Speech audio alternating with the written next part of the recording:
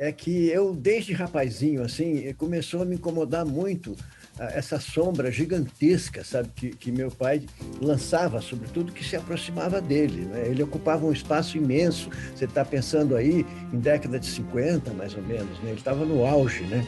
Então, por exemplo, eu ia a uma festinha, aí o cara apresentava assim, olha, aqui é o Paulo, aqui é o Marinho, aqui é o Sérgio, aqui é o filho do Portinari. Eu entrei num dos liceus mais rigorosos de todos, que era o Lycée Louis-le-Grand, que foi criado por Luís XIV, para você ter uma ideia. Quem é que foi aluno lá? Voltaire, e toda uma sequência, Pompidou, enfim.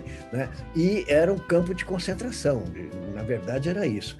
A minha mãe fazia umas macarronadas que não tinha hora para chegar nem hora para sair, né? E ali era Manuel Bandeira, Graciliano Ramos, Villa-Lobos, José Lins do Rego, Murilo Mendes, enfim.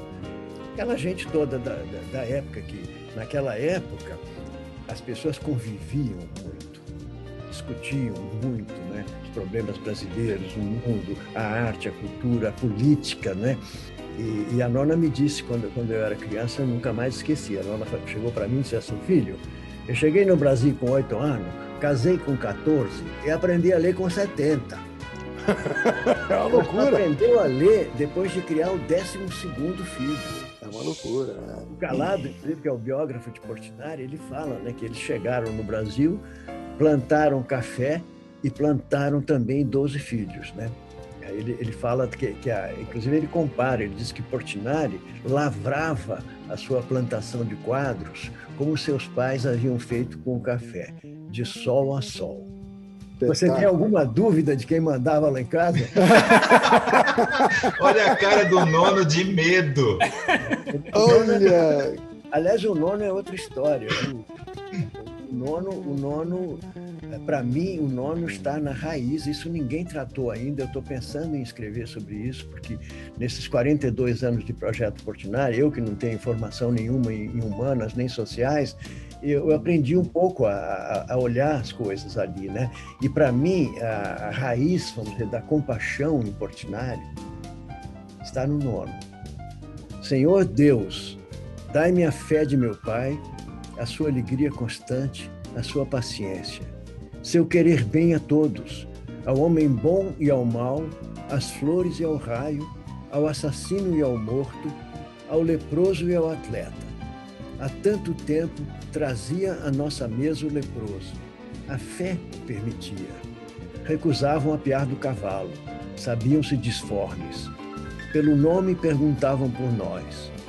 Sofre, criatura de Deus, tudo desaparecendo, ficará uma flor. Terás forças para sofreres mais ainda. Esse final aí, eu não sei como interpretar isso, sabe, Mário? Eu não sei o que ele quis dizer com isso. E aqui, isso aqui é uma coisa muito curiosa, aqui, o que eu estou mostrando aqui para vocês, é uma fotografia de um fotógrafo americano, do grupo Time Life, que veio ao Brasil no início da década de 40 para filmar o Walt Disney, que estava aqui, né? E ele se ligou de amizade com meu pai, ficaram muito amigos. Meu pai o levou a Brodowski, né? Essa é a casa do seu... É a casa dos meus avós, que hoje é o Museu Casa de Portinari. É o Museu Casa de Portinari, reconheci na Agora, hora. olha quem está aqui, ó. Aqui está a nona, né, Dona Domênica. Está a noninha, que era a mãe do seu Batista, para a qual meu pai fez a capelinha. Está lá, a capelinha. Que lindo aquilo, inclusive, hein? Coisa espetacular. A história diz que ela não podia sair para ir à missa, então seu pai fez a capela para ela, não é isso? Não só isso, mas ele falou assim, nona, eu vou fazer uma capelinha para você aqui no seu quarto. E os santos e as santas dessa capelinha são os netos e as netas dela. Até bisnetos, porque eu posei para o menino Jesus, que eu era pequeno ainda, né? Então você vê essa velhinha acordando de manhã no meio dos santos que eram a família dela. Né? Que coisa espetacular. Essa capelinha. Aqui vocês veem um dos primeiros afrescos dele, que é o São Francisco, falando em vez de estar falando com os pássaros, está falando com urubus, está vendo? E isso aí ele reproduziu na Igreja da Pampulha.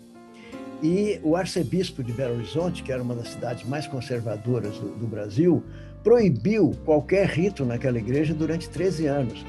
E essa polêmica, a gente tem toda a documentação sobre isso, os recortes de jornal, né? Os artistas tomando partido de Portinari, os reacionários tomando partido do arcebispo, aquela briga danada, né? E o arcebispo disse assim, olha, isso é uma heresia, botar São Francisco falando para o urubu. E o Portinari, que tinha aquele sangue caipira, malicioso, né? Assim, sinuoso, ele respondeu assim, eu não vejo nada de mal que o mais humilde dos santos fale a mais humilde das aves.